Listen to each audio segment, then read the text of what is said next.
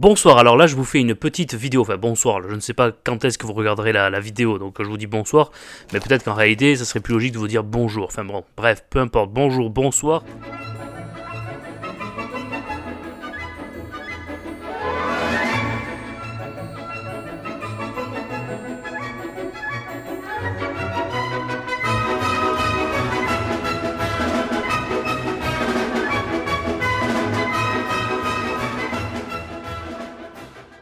Je vais vous parler aujourd'hui d'un colis que j'ai reçu.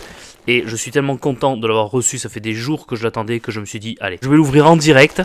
Il est là. Alors, je suis assez inquiet. Vous savez qu'on fait parfois des petits points réguliers, qualité de l'emballage lorsqu'on reçoit des colis. Là, je suis un peu inquiet parce que c'est une poche comme ça.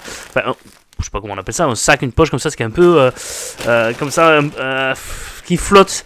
Pas de carton, donc pas de carton, pas de possibilité à l'intérieur de mettre des mousses, des trucs qui permettent un peu de fixer le livre. Donc ça m'inquiète, il n'y a qu'un seul livre dedans, je sais c'est lequel, mais j'ai envie de vous le montrer parce que ça a un lien avec pas mal de choses qui se passent ici sur cette chaîne. Donc j'ai juste ouvert déjà, pré-ouvert, j'ai pas regardé comment c'est dedans. Là par contre, là ça me plaît, là on voit qu'il y a quelqu'un qui sait faire du colis. Donc félicitations à la personne qui l'a fait. Très très bien emballé, très bien protégé. Là on a du papier bulle de qualité avec du scotch autour bien mis. On voit la passion.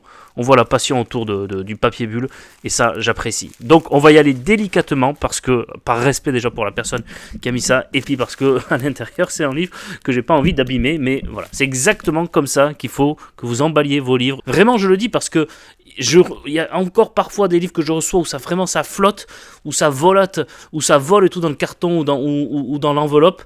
Et là c'est pas top, donc ça veut dire que c'est encore important de devoir le dire, de devoir alerter sur ça. Voilà. Et c'est parti, j'ouvre délicatement, donc je vais pas parler en même temps, et puis après je vous montre évidemment le livre que j'ai reçu. Loin des salons de grabataires, mémoire d'Adrien, le meilleur rendez-vous littéraire. Les livres, c'est sa plus grande passion, devant le vin et les macarons.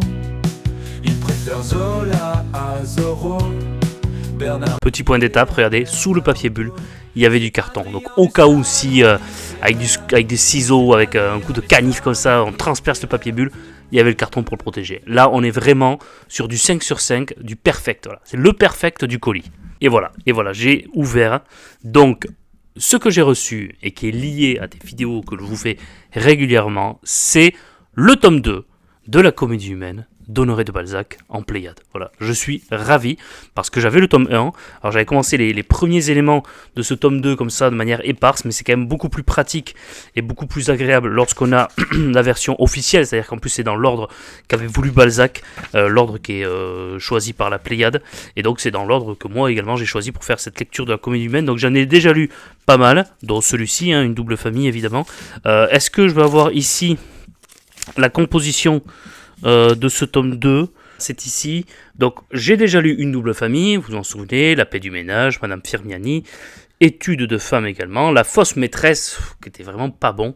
Et donc le prochain que je dois lire, qui est ici, c'est Une fille d'Ève. Voilà, donc Une fille d'Ève, suivi du Message, La grenadière, La femme abandonnée, Honorine, Béatrix, et donc on va terminer par La femme de 30 ans. Voilà, donc le volume numéro 2 de la Pléiade, je ne sais plus exactement combien il y en a dans la collection La Pléiade, mais petit à petit, l'oiseau fait son nid, j'ai envie de dire. Non, petit à petit, surtout, je vais les prendre progressivement. À chaque fois, j'essaye de faire, moi c'est vraiment mon objectif, 20 €. Voilà, 20 € ou moins par volume de la Pléiade acheté dans cette collection. Et cette fois-ci, ça m'a coûté un petit peu moins de 20 € pour cet ouvrage de la Pléiade, donc sur Vinted. Donc encore une fois, ce qui contribue à dire, parce que si vous devez tous les acheter en poche, rien que La femme de 30 ans, je crois qu'il coûte 5-6 €, enfin, et il y en a plein d'autres, vous voyez. Donc si vous devez tous les acheter en poche, ça va être beaucoup plus cher que là ce que j'ai payé. Alors évidemment, il y a les Pléiades au prix neuf, et puis ensuite il y a les Pléiades au prix d'occasion qui se trouvent aujourd'hui. Il faut juste chercher, avoir la patience, faire plusieurs sites, et puis vous finissez par trouver ce que vous cherchez. Voilà, c'était juste ça, cette petite vidéo du soir, mais parce que j'étais tellement heureux, j'avais envie de profiter avec vous et de partager avec vous cette joie donc d'avoir reçu donc la Comédie humaine. Je vais pouvoir lire à présent Une fille d'Ève. Je vous souhaite une excellente soirée ou journée. On continue dans le thème de l'absence de capacité à savoir à quel moment de la journée vous allez regarder cette vidéo.